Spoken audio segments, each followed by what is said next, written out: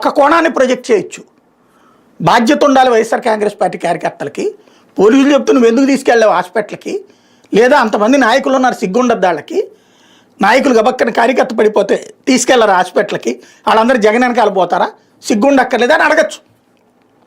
నేను అడిగా అదే మొక్క, సిగ్గుండాలి కదా వాళ్ళకి, తీసుకెళ్ళాలి కదా హాస్పిటల్కి, జగన్ కింద పడి ఉంటే జగన్ ఖచ్చితంగా చెప్పి పంపించాలి కదా అని చెప్పి.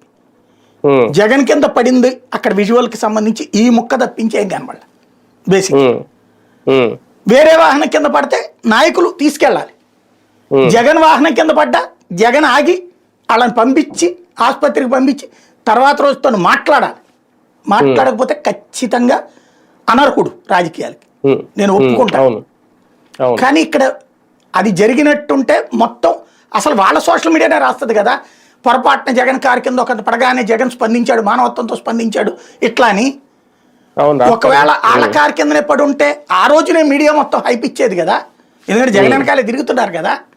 ప్లస్ పోలీసులు ఇప్పుడు ప్రభుత్వ పోలీసులే కదా వెనకాల ఉంది, ముందు కానీ వెనకాల కానీ ఉంది. ఇంకోటి ఎదురుగుండా సెక్యూరిటీ పెట్టుకుని రోప్ పార్టీ ఉంటే అసలు ఇది జరిగేదే కాదు కదా. ఇది ఒక జెన్యూన్గా చర్చ జరిగింది, నెంబర్ 1.